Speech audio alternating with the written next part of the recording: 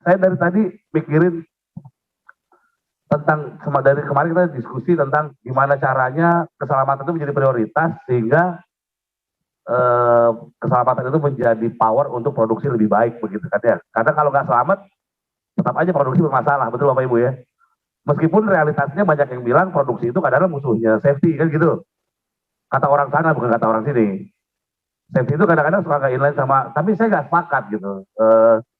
Tapi pertanyaannya kalau bicara manusia, saya ingin kata-kata Pak Jimmy, apa ya yang bikin kesalahan itu kok berulang gitu loh. Ulangnya itu lagi, itu lagi. Saya mau sharing sama Bapak Ibu, kira-kira kalau bicara perilaku, manusia itu sumbernya dari mana? Sampai muncul sebuah perilaku. Jadi kalau kita makan, kalau kita ngambil makanan, makanan yang kita ambil, terus kita sedokin ke mulut kita, itu kan perilaku sudah. Dasarnya perilaku itu dari mana? Yang bisa saya kasih hadiah voucher umroh bila mampu. Nah ketawa ini penting loh Pak. Dalam meeting ini ketawa ini penting loh. Saya confirm 100% penting. Sebagai psikolog mengatakan ini kan. Kenapa ketawa itu penting? Nah ini belum materinya nih. Baru ketawa dulu kita bahas.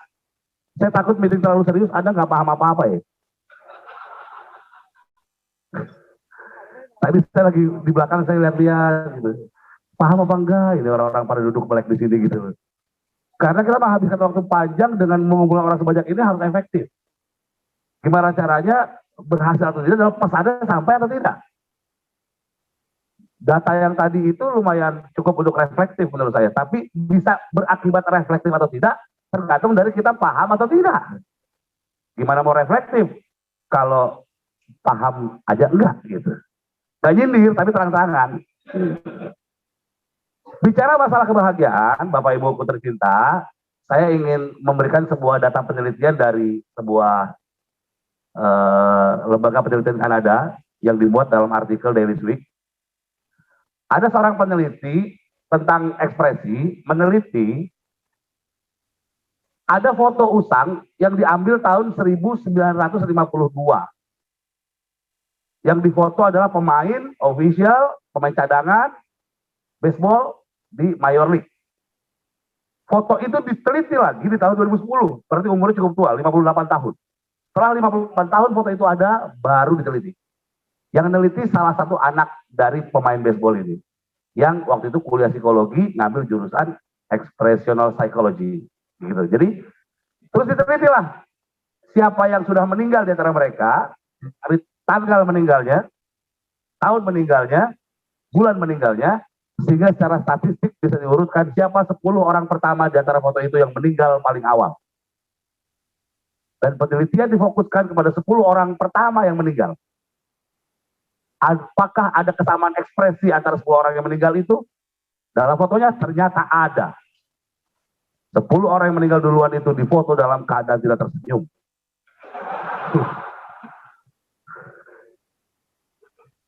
Ini bukan kalimat saya. Dan sang peneliti mengatakan dalam artikel itu, ya Mbak, oke terima kasih. Kenapa Pak Jimmy dikasih itu pertanyaan saya? Kan saya pembicaranya Mbak. Oh iya berarti saya salah ini ya. Oke. Paham, saya paham. Bagaimana tadi kita? Nah, akhir dari riset itu diungkapkan dalam sebuah artikel, dibilang kalau saya bukan seorang ahli sains, kalau saya bukan saintis, saya dengan gampang mengatakan senyumanmu memperpanjang usiamu. Itu kesimpulannya kata dia. Tapi karena saya seorang ahli sains, saya harus berdasarkan data empirisme yang menguatkan, saya hanya bisa mengatakan bahwa senyumanmu itu menggambarkan bagaimana kualitas hidupmu menjalani hidup. Gitu.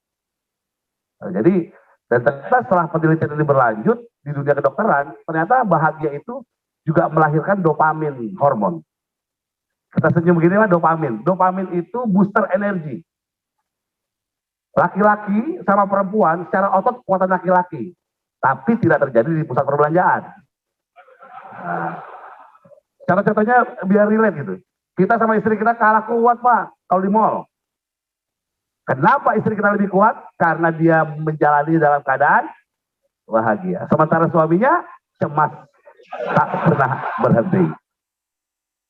Cemas, khawatir, takut, itu melahirkan hormon kortisol. Kortisol itu sangat suka untuk menggerogoti glukosa. Jadi orang yang cemas dalam keadaan takut itu lelahnya lebih cepat. Makanya melakukan sesuatu yang tidak membahagiakan itu fatigue-nya lebih cepat. Ada orang bilang fatigue itu karena kurang tidur, belum tentu. Ada orang makin banyak tidur pakai fatigue. Apalagi tidur di site yang gak dia suka. Udah mulai masuk ya, sindir-sindirannya gitu ya. Itu kenapa akhirnya variabel manusia itu menjadi sangat beragam dan sangat banyak sehingga klasternya nggak bisa disederhanakan. Penelitian hari ini tentang manusia belum pernah selesai dan saya pikir tidak akan pernah selesai karena variabel sangat miliaran dan sangat banyak. Tapi kerja keras teman-teman di Braukol dari sore saya meeting untuk bagaimana membuat setiap manusia ini dibuatkan prosedur supaya selamat. Buat saya itu ikhtiar yang luar biasa. Tapi kita juga harus tahu ada variabel apa, peraturan bisa dibuat, tapi pelaksananya juga penting. Saya ngobrol-ngobrol sama teman saya yang pramugara, saya meyakini baru seminggu yang lalu, semasa hidup saya meyakini, baru seminggu yang lalu keyakinan saya ini hilang, tentang pesawat. Saya meyakini di pesawat itu benar-benar nggak bisa ngerokok, Pak. Saya perokok. Saya yakini di pesawat itu nggak bisa ngerokok. Kalau ngerokok itu sensor asapnya masih bunyi. Soalnya saya pernah umroh, sama orang yang nggak tahu di pesawat nggak boleh ngerokok, dia ngerokoknya di WC. Bunyi seperti pesawat itu. Oh, saya yakin ini nggak bisa. Tapi setelah saya diskusi sama teman saya pramugara, ternyata kata siapa nggak bisa. Bisa, asal tahu tempatnya. Nah di sayap, jangan sampai kedetek sensor gimana caranya. Yang bisa itu hanya orang yang paham keadaan alatnya, Pak. Jadi bisa dibayangkan, kok udah ada digitalisasi masih ada pelanggaran. Ya karena manusia yang operatingnya gitu loh. Pak, kebayang ya? Nah, dasar perilaku itu akhirnya membuat rasanya penting untuk kita sharing hari ini tentang bagaimana regulasi itu bisa disupport oleh manusia yang juga support aturannya. Jadi mudah-mudahan saya bisa berkontribusi itu dan mudah-mudahan saya juga sangat bahagia kalau bisa menurunkan tingkat eksiden gara-gara pertemuan ini, ikhtiarnya bisa membuat Anda semuanya pulang ke keluarga lagi dengan selamat. Amin, tepuk tangan, tepuk tangan. Harus kencang biar panjang umur. Tepuk tangan harus senyum biar panjang umur. Yang cemberut-cemberut, saya nggak akan paksakan Anda untuk tersenyum. Tapi saya cuma colek paling innalillahi wa inna ilaihi rajiun gitu ya. Ayo Pak, mulai punya alasan untuk menyehatkan diri sendiri dulu. Minimal untuk menerima keadaannya. Yang dari tadi mungkin mukanya gini, itu kalau di foto itu paling awal tuh Pak meninggal itu. Oke, jadi saran saya terima saja keadaannya Pak, karena nggak terima pun ada tetap di sini lah. Yang nggak enak lah sama para bos-bos di sini lah. Iya, ya sudah terima saja daripada mengeluh juga, terima juga. Tapi lagi-lagi manusia Pak, ada yang ngeluh tiap hari besoknya kerja lagi itu ada kan? Ngeluh mengeluh besoknya berangkat lagi kerja itu kan saya enggak. Kok ada ya manusia di Braukol ini berat, ribet, aturannya ribet. Besoknya masuk lagi gitu. Dia mau ya resign loh. Maaf loh kalau nyakitin. Ya tinggal gak usah diundang lagi saja. Gampang saya orang saya diundang kok. Kalau nggak suka tinggal gak usah diundang. Tapi memang saya agak beginilah orangnya. Tapi saya bisa mempertanggungjawabkan apa yang saya katakan. Karena semuanya saya pertimbangkan dan saya pelajari. Nah, Bapak Ibuku sayang, karena ini katanya para leader semuanya, PJO, jadi project manager juga, mungkin di sini ada. Waktu saya tuh, kalau ke saya tuh, kalau ketemu project manager tuh deg-degan, karena ilmunya pasti banyak-banyak gitu pasti. Tapi ya sekarang sudah hilang, karena saya muka-mukanya udah senyum semuanya ya. Kita jadi, ternyata project manager takut mati juga kan gitu kan. Oke, Bapak Ibu, hari ini kalau kita bicara tentang behavior dulu, nggak usah bicara keselamatan dulu. Perilaku menjadi penyumbang paling banyak penyebab eksiden. Perilaku. Kelakuan-kelakuan orang, respon terhadap sebuah keadaan dan memutuskan keputusan apa yang harus dia lakukan di sebuah momentum, itu penyumbang terbesar penyebab eksiden. Betul Bapak Ibu? Berarti kan perilaku adalah stressing kita untuk meminimalisir perilaku-perilaku yang jenisnya unsafe behavior. Pertanyaannya bagaimana? Masalahnya kita urus manusia dan banyak. Kemarin pertanyaan Pak Robi itu bisa saya jawab. Kenapa? Karena Braukul membawahi mitranya saja udah puluhan. Satu mitra itu sudah ribuan. Di sini totalnya 21.000. Lah kita punya anak dua aja treatmentnya bisa beda-beda, anak pertama anak kedua. 21.000 bagaimana caranya? Tapi kita nggak bisa nyerah. Karena bagian dari manajemen yang perhatian tentang wilayah ini, maka dia juga datanya signifikan untuk meminimalisir terjadinya eksiden. Nah, karena itu akhirnya boleh ditolong Mas Toto diklik satu lagi di sebelah kanan. Oke. Nah, ini teorinya Pak yang paling gampang. Kalau ada di situ psychological, jangan ketukar, bukan psikis tapi fisik.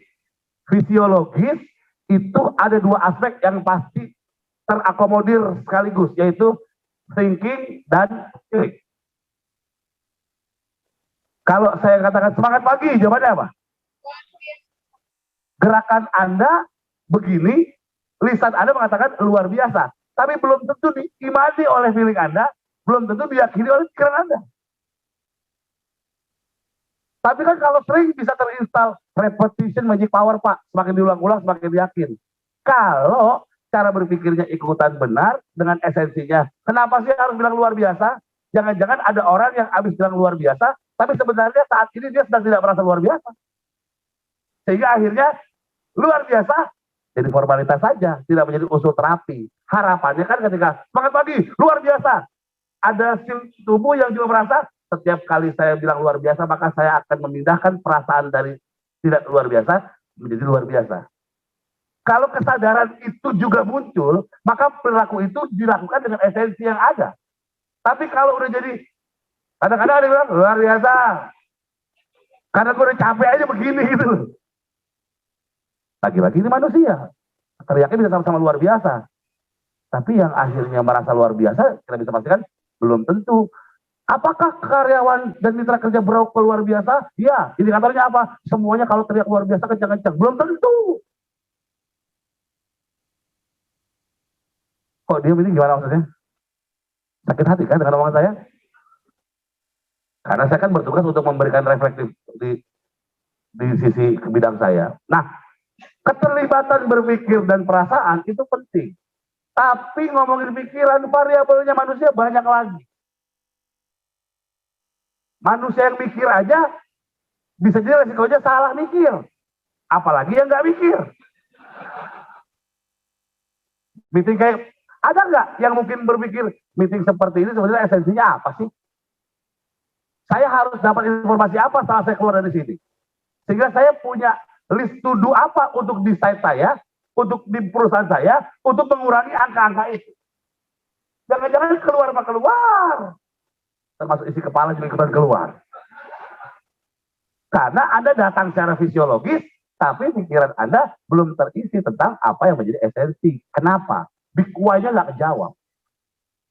Tapi kalau memenuhi undangan, Anda sudah selesai di sana. Tapi Anda diundang untuk apa? Tertarikkah untuk bertanya itu?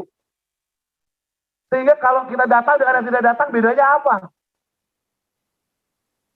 Kalau kita datang sama yang nggak datang, sama-sama aja, kenapa kita harus expand uang sebanyak ini untuk menyiapkan hotel ini? Undang saya tiketnya seorang 6 juta. 2 orang 12 juta. Bukan saya perlu asisten, saya takut naik pesawat kecil sendirian. Jadi kalau mati berdua kan gitu. Hotelnya berapa? Esensi itu bukan masalah berdiri uang saja. Tapi apa yang bisa kita keluarkan dari semua yang kita lakukan ini? Kenapa kita ketemuan desain aja kalau misalnya pun hasilnya sama? Berpikir kayak begini kan agak sedikit kritis dan agak sedikit kurang populer. Sehingga akhirnya kita mulai paham bahwa apa yang dibangun, Pak, saya kan nggak terlalu tinggi, saya kadang-kadang naik begini Pak, soalnya yang belakang udah mulai begini-begini Pak, saya agak tersinggung juga sebenarnya sih, cuman saya tahu kecil amat nih orang ya gitu ya, saya begini di sini Pak. Nah, 3 hal ini adalah harga mati untuk menjadi dasar kenapa orang bisa bertahan dengan perilakunya. Agak naik lagi. Oh ya, unsur keselamatan ya Pak ya, makasih. Bukan karena saya nggak kelihatan di sini ya Pak. Oke. Di sini aman ya Pak. Ini ketinggian nggak masalah. Oke, siap. Enak ya kalau dari sini kelihatan semua ya. Tadi sampai mana ya Pak? Sampai? Nah, jangan kan nunggu keluar, saya baru ngomong aja kita udah lagi, ya kan? Saking berani memberikan informasi Pak Jimmy. Jadi kalau leader ditanya, Anda sudah memberikan briefing belum? Sudah. Tapi pertanyaannya apakah briefing itu membuat orang akhirnya berperilaku salah? Belum tentu. Makanya kita sebagai leader itu perlu mulai sadar bahwa target kita bukan cuma nyampein, tapi memastikan. Kalau memang ditanya, sudah paham semuanya? Paham? Oke, saya review. Kamu apa yang kau pahami? Baru kerasa. Karena kita udah sering dibohongin juga. Ya, jelek-jelek ini saya juga kebetulan direktur, Pak. Di perusahaan yang saya dirikan sendiri. Kadang-kadang tim kita tuh jokiahnya cepat, Pak. Paham-paham. Siap-siap. Begitu di review, belok. Bahkan menyimpang dari esensi yang kita inginkan. Itu kadang-kadang lumayan ngeselin, Pak. Padahal kita baru ngomongin beberapa menit yang lalu. Apalagi ditunda berjam-jam yang lalu. Hari-hari yang lalu. Kenapa? Karena sekali briefing, kita juga harus memberikan sistem bukan hanya mulut yang siap, tapi pikirannya juga siap gak menerima itu. Gagal berpikir ini banyak faktor. Saya mau memberikan sebuah ilustrasi kasus, supaya kita paham bahwa para leader itu menghadapi manusia. Jadi nanti saya akan berikan kisi-kisinya, kalau Anda mau membuat orang itu mengamalkan behavior based on safety, pertanyaannya, campaign-campaign dan rules tentang safety itu disampaikan dengan kepahaman nggak ilmu kita tentang manusia yang kita akan sampaikan. Karena kalau masalah regulasinya saya udah nggak percaya lah. Ngelihat presentasi Pak Jim yang tadi itu saya udah duluan Pak Puyongnya kemarin sore. Jadi bapak-bapak lihat kan tadi tuh, kalau saya dari sore apa aja ini ya Allah. Yang saya pikirin kok ada orang bisa bikin sedetail ini gitu. Saya bacanya aja puyeng gimana bikinnya coba. Tolong dihargailah proses ini gitu. Anda tinggal baca doang kan, tinggal doang kan. Yang bikinnya itu loh Pak. Saya bikin ya Allah, bikinnya bagaimana ini. Statistiknya level berapa dulu kuliahnya ini kan. Ya, itu kok bisa dapat angka 0,37. Kita ngitung yang 10.000, 20.000 ya kadang-kadang kurang kembalian Pak. Ini 0, minus, saya emang nggak habis pikir kok. Pertanyaan kan mau ya kan begitu kan? Untuk apa sih? Selain untuk memberikan sebuah, meskipun banyak orang mengatakan bahwa data kuantitatif belum tentu menggambarkan realitas. Tapi kalau nggak ada data ini, dari mana kita mau berangkat? Jadi jangan cuma nggak percaya aja, tapi juga Anda punya data apa yang bisa menandingi data serumit itu? Kalau yang lebih simpel, saya rasa akan dipakai juga oleh beberapa best practice. Nah, sekarang saya nggak mau ikut dalam kerumitan data, saya kerumitan menghadapi manusianya dulu. Gagal berpikir itu banyak faktor, Bapak, para leaderku tercinta. Saya mengilustrasikan lewat kisah boleh? Jadi ada story-nya begini Pak. Ada pengacara baru selesai sidang, sidangnya berat. Dia udah niat kalau saya menang ataupun kalah, habis sidang ini pokoknya saya mau ngopi rest time. Mau ambil waktu sebentar untuk gak ngurusin kerjaan. Akhirnya pulang sidang, betul-betul masih pakaian sidang, dibuka toganya aja, tinggal pakai jas, pakai dasi. Itu nongkrong di warung kopi. Tapi dia milih warung kopinya itu warung kopi murahan. Akang-akang yang jualan, bukan coffee shop. Soalnya kalau di Starbucks, di coffee shop, itu banyak relasi yang pada kan ngobrol lagi. Dia cari tempat yang nggak ada akses jaringan dia di warkop. Mobil mewahnya pengacara ini di depan warkop sederhana, baju klente pengacara itu duduk di warkop yang sederhana. Yang heran kan si akang-akangnya ini, market kita nggak yang begini nih gitu. Kaget dong gitu, wah ini segmen kita nggak yang begini nih, mau diusir gimana? Ini bukan segmen, maaf ya Pak, Bapak bukan market kita, nggak mungkin. Diterimalah, tapi dengan rasa penasaran. Kebetulan si akang ini tipikal orang yang sangat penasaran orangnya. Ditanyalah, sambil Pak pesan apa? Kopi, baik. Pas bikin kopi, dibawain kopi saset. Terus ditanya, rapi amat Pak, baru pulang kerja? Iya, kata si pengacara. Oh, kerjanya apa Pak? Pengacara. Oh, apa ya itu Pak pengacara tuh? Advokat. Ngapain Pak itu kerjanya Pak? Advokat sama pengacara sama? Iya sama. Kerjanya ngapain? Mikir, kerjanya mikir. Pakai logika lagi. Oh. Pak, maaf Pak, bukan saya pengen so tahu, tapi saya masih belum paham. Akhirnya kan mencari cara supaya paham. Pekerja dengan logika itu apa, kata si Akang. Ginilah Kang, logika itu menganalisa, aduh bakal gak paham lagi ya, ginilah. Akang ini punya akuarium, nih, ini punya Akang bukan nih, di warung ini punya Akang nih, iya punya saya Pak, betul.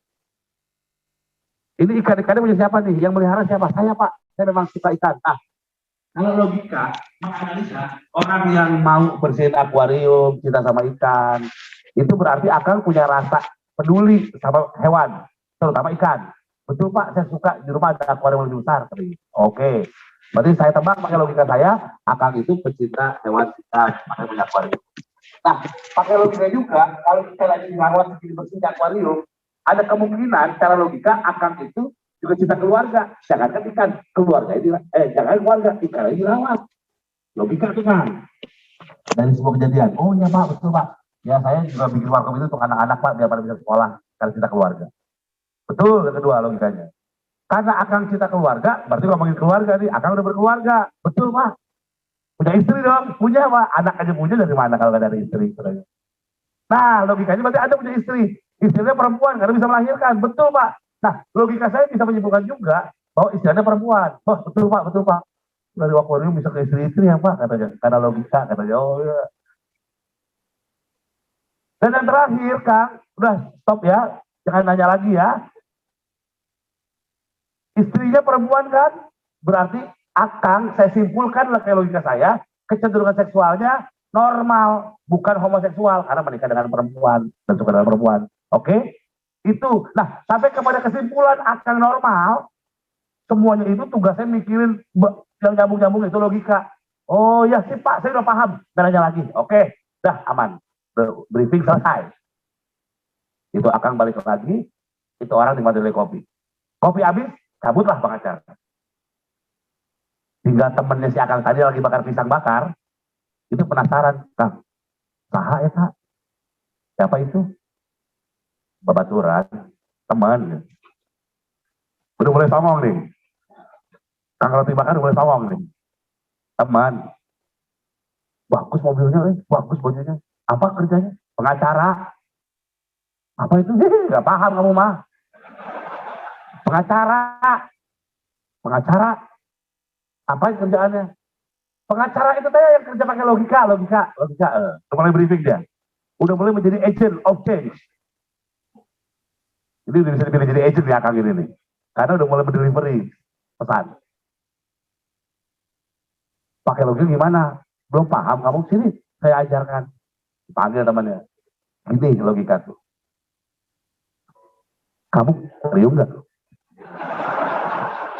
Saya nggak punya, saya mah nggak suka ikan. Berarti kamu homo.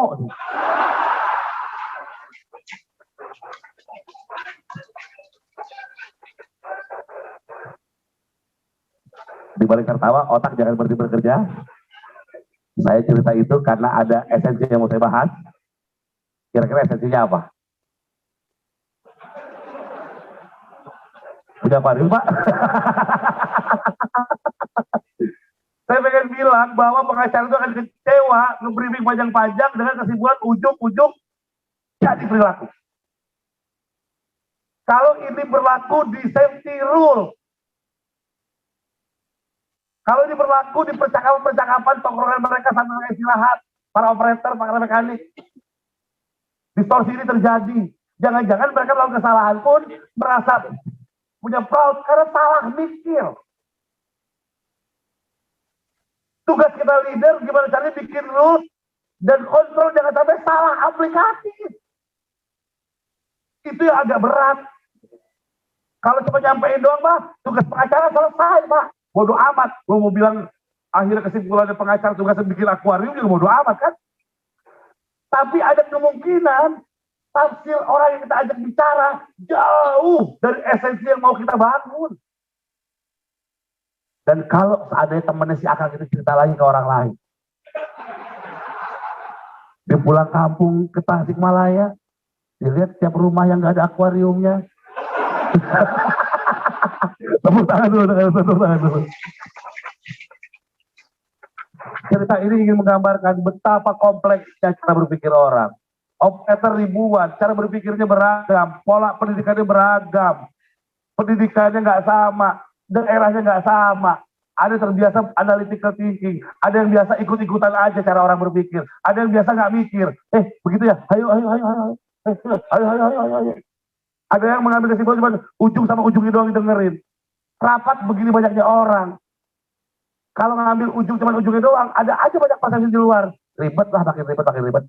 Udah pokoknya ke depan mah pokoknya gimana caranya angka turun, gimana cara angka turun. Ini bukan masalah angka, karena angka bisa diturunkan, tapi kita akan kaget kalau angkanya manipulatif, tiba-tiba Tuhan kasih hasil yang besar. Tapi kalau salah paham, akhirnya kan mitra kerja bisa jadi ada yang berpikir tentang angka dan angka saja gitu. Pak, jujur, masalah esensi kita adalah mengurangi tingkat eksiden, bukan laporan cara yang paling bagus. Tersinggung? Gak usah diundang lagi, usir saya juga boleh sekarang. Saya pengen pulang nih. Tapi saya harus jujur mengatakan bahwa kalau kita gagal memahami esensi, maka kita akan lagi-lagi akan kecewa sama, kok masalahnya gini-gini terus ya. Jangan-jangan di bawah juga sampai sekarang nggak ngerti. Yang ngajarin saya pakai seat belt salah itu juga driver asli. Yang kerjanya driver. Saya kakak ipar saya driver, Pak.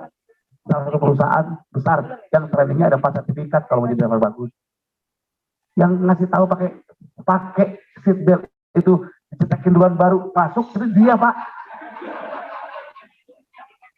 Saya akhirnya mikir bener juga ya gitu kan. Agak pusing mikir kalau mobil kita kan bunyi berisik, Pak. Tet, tet, tet, tet, tet. Oh biar nggak tet, tet, tet, kita yang nggak pusing, cetekin duluan. Tapi itu mentah di tangan Pak Richard, saya masih ingat. Gak ada gunanya Mas Rio kalau seandainya alarmnya berhenti, ini ya nggak ngeklik, ya kita tetap kelempar. Gunanya sipil biar kita nggak kelempar, bukan nggak bunyi. Lagi-lagi kehilangan esensi. Dan yang ngelakuin itu orang yang lebih ahli dari saya, Pak. Tapi paham belum tentu aplikatif. Makanya nggak heran kalau pelanggar itu dilakukan oleh orang-orang yang paham. Makanya eksiden kok banyaknya sama para senior, jarang anak baru eksiden ya. Ada, ya katanya bukan bilang nggak ada, tapi jarang. Jarang itu kuantitinya lebih kecil daripada para senior. Kenapa pertanyaannya? Terjawab lagi, polisi kok bandar narkoba. Oh, berarti masalahnya makin lucu gitu. Oh, di Makassar ada profesor pakai sabu-sabu. Berarti tidak menggambarkan sebuah keadaan yang linear antara ilmu di S3, S4 dengan kefahaman itu butuh komitmen dia untuk mau melakukan juga. Dan kadang tugas kita sebagai leader beratnya itu membuat manusia di depan kita yang kita ajak bicara mau melakukan hal yang sama. Makanya briefingnya harus dibicarakan. Kalau kita saja nggak nyaman dengan briefing kita untuk diri kita, jangan briefing pakai cara itu. Misalnya saya mau challenge, saya kasih hadiah bener nih. Siapa yang mau ke depan dari mitra kerja? Siapa yang suruh pilih ya? Pak Jimmy deh suruh pilih deh. Pak Jim mau milih dari mitra kerja yang mana?